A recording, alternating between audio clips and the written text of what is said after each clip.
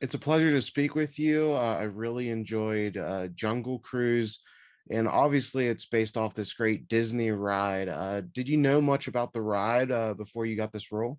Yeah, of course. I mean, the first time I went to Disney when I was young, I think the first time I was like 11 years old, and that was probably one of the first rides I took.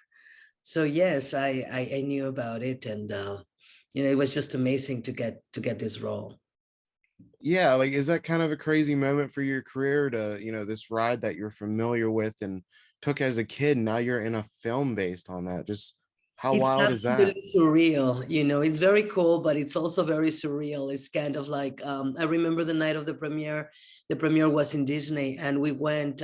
We could take the ride, and it was just like such a surreal and such a beautiful moment at the same time. So yeah, it's great. I take it very seriously. We all grow up with these movies and we love them. So I thought this was a really neat way to update the character of Trader Sam from the ride. Your character is very smart and brave, and it's really a fresh take on this old idea. How fun was it to really put your own spin on the character of Trader Sam? well, as you say, it's I think it's fantastic. I think it's a great idea that it was a woman. And you put a little bit, but it's really Disney's spin. They are the ones that thought about it, and I was just a lucky actor to do it. And I think it's fantastic. I think both women in Emily's Blunt character and mine, they're both women that are ahead of their time. They both come from different worlds, but they both are smart, intelligent, independent. They're all their own person. And I think it's very important to put images out there like that of women. Even in a in a comedy, in whatever. I think it's just important, and I love playing Trader. There's so much interesting lore in Jungle Cruise, and your character plays a important part in that. Does having that extra backstory really help you when it comes to getting into the role and fleshing out your character? Well, it does and it doesn't, because the script was so well written and the character is so well defined. You really, I didn't go so much into the backstory of Trader as it is in the Imaginarium of Disney, because it's very extensive and it really is a new take of the character. So I took some things from that, of course, and but mostly everything within the construction of Trader comes from the script, from the actual script of the movie. There are reference to other things, and I read the backstory of the character, because as you know, Disney always has backstory for all the characters, and you can just research it in internet if you want, or you can ask for it if you are like an actor, and they'll give it to you. But it's a new take on the character, and so I thought it was important to really base the construction mostly on the script. Um, and then I got the opportunity to play with great actors and with a fantastic director.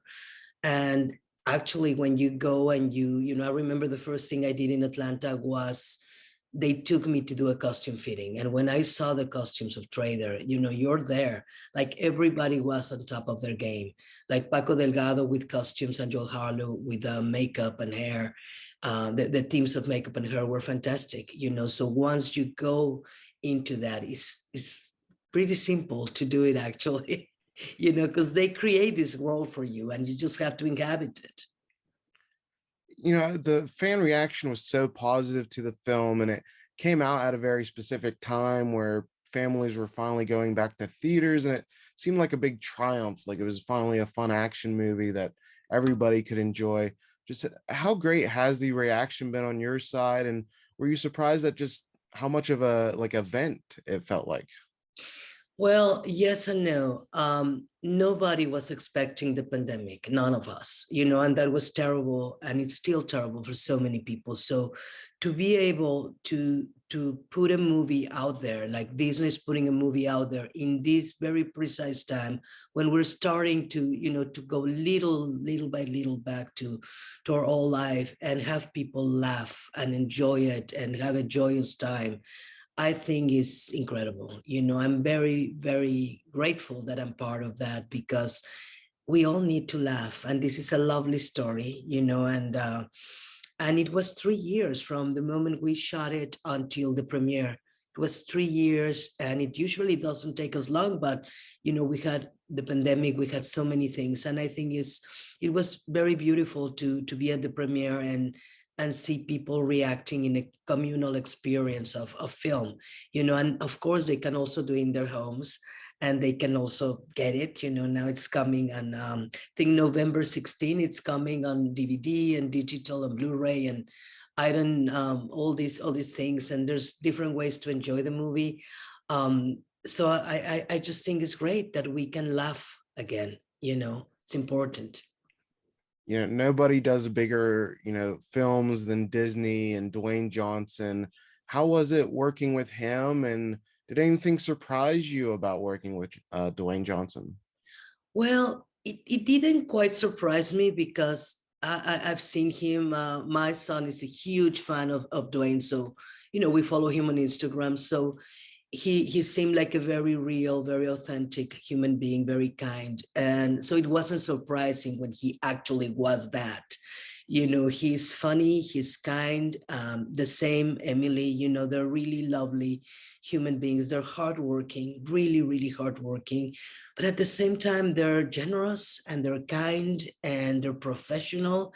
So no, I wasn't surprised, because when you get to that level, I honestly think the people that are as loved as Dwayne, there's a reason, and the reason is because the man is lovely. He's kind and funny and generous, and he thinks of other people, and they always made me feel very welcome. It was my first big studio movie, so I have nothing but wonderful things to say about him and about Emily and everybody else. You've shown such great range in your recent roles in this, The Forever Purge, and Ozark. Are there any types of roles or films that you haven't gotten to do yet that you would really like to show another side of yourself? Well, I'd love to do something like a Wes Anderson film. I love Wes Anderson or the Coen brothers. I would love to do a superhero, although I'm a little old to play superhero, but maybe I can be a villain or something. I just like, I don't know, maybe Star Wars. I mean, those are like the things. So I could go from a very indie, very character-driven piece that I would love to do, to be in one of those iconic movies. Like I already got one, which is very lucky, but one can only hope. And yeah. You had such an amazing career in Mexico. What has been the biggest challenge working in Hollywood? And has there been any challenges just adapting, or is it pretty similar? No, it is similar. It depends of who you work with, and there's good and professional people everywhere, and there's people that don't work as they should everywhere. It's not particular to one country. I've been very lucky throughout my career because I mostly work with really professional, amazing people. But I think the hardest thing for me to adapt is not even acting in another language, because I studied my career in English. I started to be an actor in English, so I had an access to that from very early on. I think it's actually being far away from my own country, especially in moments like the one we just lived. That's probably the hardest, because even though part of my family is with me, my father, my brothers, my beloved friends are in Mexico, and I miss it sometimes. But yeah, overall, it's been a great experience to work here, and I'm very grateful to be working the way I am. Great. And then I have one more question here. I was just curious if any particular scene really stood out while filming as particularly fun, and if you had like a favorite scene from the film. Well, I just love the whole film. I love the beginning of the film. Like, I just love how you get introduced to Emily's character and Dwayne's character and all the jokes and the first time they get together. I think that's a lot of fun. I also love the Conquistadores, you know. And for me, I think one of the most fun scenes to do was probably the swimming part. We had, and you can see this in the deleted scenes, sorry, in the behind the scenes. You can see how they built, well, the Amazon was really a tank in Atlanta. So I was doing that scene, you know, swimming in the tankers. And I forgot that, of course, the costume and the wig, when they get wet, they're incredibly heavy. So I was just laughing my head off because I didn't calculate that. Everybody's like, "Are you okay, Veronica?" I go, I'm fine. But I was just trying to not sink. But no, they gave me all the security and everything to do that scene, but it was just fun. And you can actually see a lot of that, you know, in the DVD. There's one thing that's called expedition mode, which I'm really curious to try, because apparently you put it on expedition mode and you can see like all these Easter eggs and fun facts, and then you can see the behind the scenes. So you'll hear the cast and you see Jaume Colette Serra, our director, talk about the making of Jungle Cruise, and you'll see Emily and Dwayne taking you around the set, and you'll see, you know, how they created Proxima and how this tank in Atlanta passes as the Amazon, and it's quite fantastic. You know, I was there, and when I saw the movie, I was absolutely blown away, because you don't really know how it's going to look until you see it, and it's quite something. So I hope they enjoy it. It's coming out, I think, November 16th.